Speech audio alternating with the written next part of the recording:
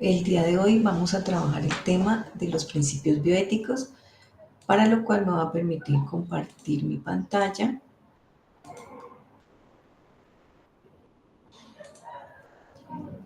Listo. Entonces, bueno.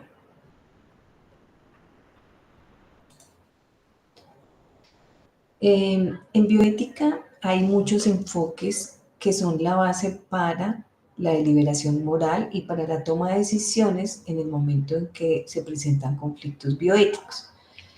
Entonces, por eso se habla de algunos enfoques de la bioética. Son muchos enfoques que soportan la parte contextual del desarrollo de la bioética y específicamente que son la base para la deliberación en el caso que se generen conflictos bioéticos. Y estos enfoques se han denominado como teorías éticas, que son como ese marco de referencia que vamos a tener para evaluar los juicios morales y el carácter moral.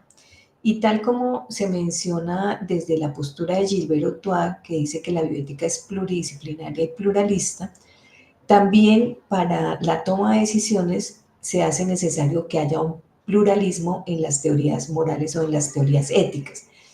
¿Eso qué quiere decir? Que no nos vamos a enfocar en uno solo, vamos a ver muchos y hoy vamos a especificar un poco sobre la teoría principialista, que es el marco, digamos, de referencia inicial de la bioética. Y en el principialismo, entonces, es la teoría basada en los principios que fue promulgada por Tom Beauchamp y James Childress en su libro Principios de Ética Biomédica. Quizás en este postulado de estos dos autores se marca el principio de empezar a ver la bioética desde estos cuatro principios.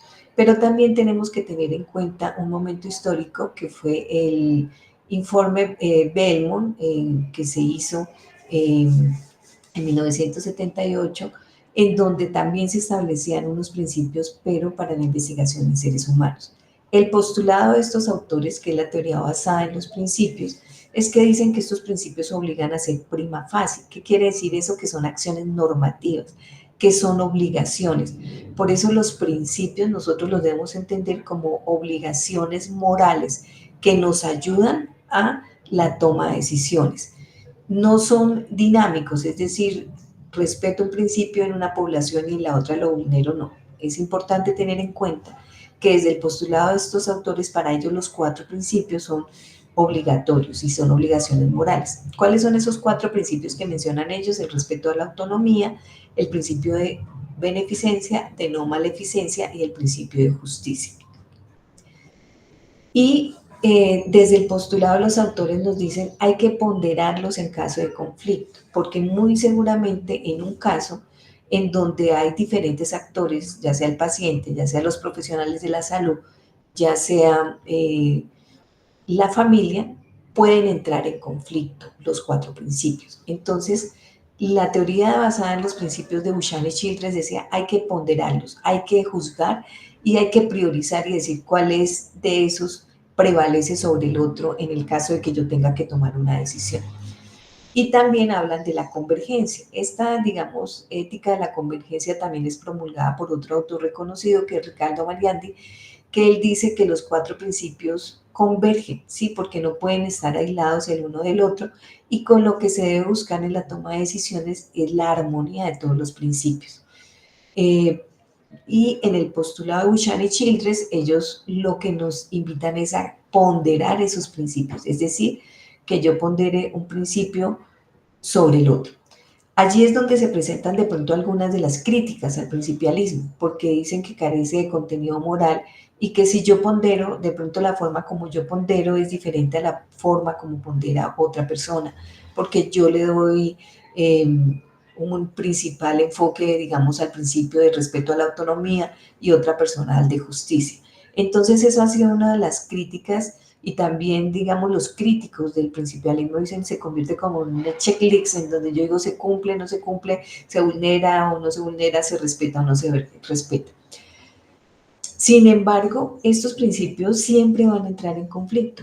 Si no entran en conflicto, pues obviamente no hay un dilema o un conflicto bioético que resolver. O sea, cuando todo está muy claro, cuando está muy claro el principio de autonomía, cuando está muy claro el principio de beneficencia, no maleficencia, de justicia, pues no hay, digamos, mucho que hacer, entonces no entran en conflicto. Aquí, esas teorías éticas, que son esa base normativa, es cuando se nos presentan esos conflictos en la práctica médica. Algunos autores basados en, digamos, en los postulados de Buchan y Childress, como Diego Gracia, él dice, hay una ética de mínimos y una ética de máximos, en su primer postulado que hizo de los principios. Entonces, la ética de mínimos, como su nombre lo indica, es lo mínimo que yo debo tener en cuenta, ¿cierto? Lo mínimo en el momento de tomar una decisión que afecte a un sujeto, a su familia o a los profesionales de la salud. Y para este autor dice que la ética de mínimos está en la base del triángulo que corresponde al principio de no maleficencia y al principio de justicia. Y en la punta del triángulo está el principio de beneficencia y autonomía, que sería la ética de máximos. La ética de mínimos y estos dos principios que vamos a ver ahora, pues se relaciona con lo público, con lo que es colectivo, con lo que compete a muchas personas, mientras que la ética de máximos se relaciona con lo individual, con lo privado, ¿sí? Porque está relacionada con el principio de autonomía, el principio de beneficencia. ¿Eso qué quiere decir?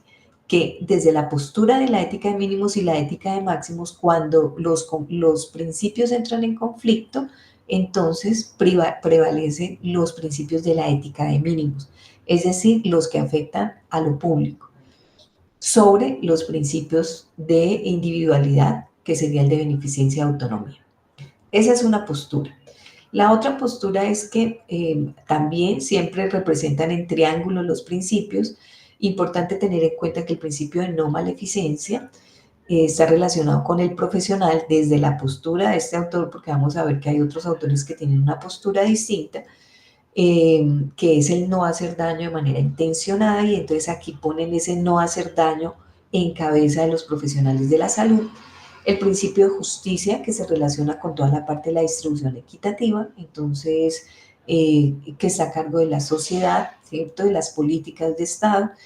El principio de autonomía, que está en la punta, se relaciona con el usuario, con la capacidad de toma de decisiones, y el principio de beneficencia, que estaría pues en el triángulo, que es lograr el máximo beneficio.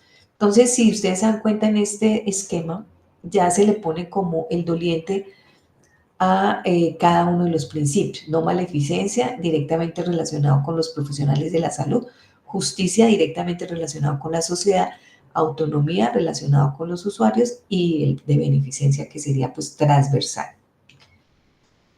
Pero hay otra postura. El triángulo bioético es un documento que vamos a trabajar en nuestra clase, y en esa postura, entonces, también representada en un triángulo, están los principios, pero es importante los actores. Está el médico, está el paciente, está la sociedad, y la relación de esos, inicialmente tres principios. Entonces la relación entre el médico y el paciente está en el principio de autonomía del paciente y beneficencia del médico y la sociedad en principio de beneficencia del médico y justicia por parte de la sociedad, y del paciente y la sociedad de justicia por parte de la sociedad y de autonomía por parte del paciente. Según la postura de García en este texto que vamos a revisar, dice que el principio de no maleficencia está por fuera del triángulo, es decir, que la no maleficencia, es decir, el no causar daño de manera intencional, no solamente depende de los profesionales de la salud, como lo veíamos en el postulado de Buchan y Childress, que ellos decían no maleficencia, profesionales de la salud, porque puede haber acciones no maleficientes del paciente, por ejemplo, cuando no cumple las indicaciones. Puede haber acciones no maleficientes de la sociedad, que no se garantiza el acceso a los servicios de salud de manera oportuna. Entonces, por eso es que para este autor el principio de no maleficencia está por fuera del triángulo, y todos los actores que están implicados en un acto médico pueden tener implícitas acciones no maleficientes o que generan daño intencional. Eso es muy importante tenerlo en cuenta. Ya hay otro autor, que es Ricardo Maliandi, que les mencionaba, que él los pone en un plano cardinal. Entonces, principio de universalidad e individualidad, principio de conservación y principio de realización, y cómo estos convergen todos y se busca también la armonía en el momento de tomar decisiones. Entonces, hasta aquí en esta primera parte vamos a hacer nuestro primer ejercicio. Según lo expuesto, que en este momento aún no hemos visto en detalle los principios, pero vemos como esas posturas de Buchanan Childress, de Diego Gracia, de García. Para ustedes, si en un caso específico los principios entran en conflicto, recordemos que los principios que estamos aquí mencionando son el principio de respeto a la autonomía, el principio de beneficencia, de no maleficencia y justicia. ¿Cuál o cuáles se deben priorizar? ¿Sí? Según ustedes, ¿cuál prevalece o cuál prima para respetar en un caso? Porque, como les digo, es cuando entran en conflicto. Si no hay conflicto, pues no tenemos que hacer ese análisis bioético. Pero si hay conflicto, yo digo, bueno, para mí es más importante la autonomía que la no maleficencia, o es más importante la no maleficencia que la beneficencia, y allí entonces ustedes, cada uno va a decir cuál priorizaría y tratar de argumentar por qué. Entonces vamos con el primer principio, que es el principio de respeto a la autonomía. El principio de respeto a la autonomía, entonces la palabra autonomía deriva del griego autos, que significa propio, y nomos, que significa regla, y es la capacidad para darse normas a uno mismo sin influencia de presiones externas o internas. Desde el postulado de estos autores se dice que la autonomía tiene varios significados: la capacidad de autogobierno, de derechos de libertad, de derechos de intimidad, de elección individual, de libre voluntad, de elegir el propio comportamiento y de ser dueño de uno mismo. Y aquí es muy importante que nosotros empecemos a mirar que mi autonomía, todo eso que está planteado allí, mi libertad, mi elección individual, mi voluntad, llega hasta donde yo interfiero en la autonomía del otro, ¿sí? El hecho que yo sea autónomo, ¿cierto? Que yo tenga esa capacidad de darme normas a mí mismo, no quiere decir que puedo hacerlo generando daño en los otros. Entonces, eso es muy importante. Y desde el postulado de estos autores nos dicen hay que tener 3 puntos fundamentales para el principio de respeto a la autonomía. Ustedes se dan cuenta que en el postulado inicial de Buchanan Childress se llama respeto a la autonomía, que ya se ha ido quitando esa palabrita y solo llegamos al principio de autonomía. Pero el postulado inicial es el respeto a la autonomía. ¿Y por qué respeto a la autonomía? Porque ellos mencionaban que existían 3 aspectos importantes a tener en cuenta para el cumplimiento de este principio.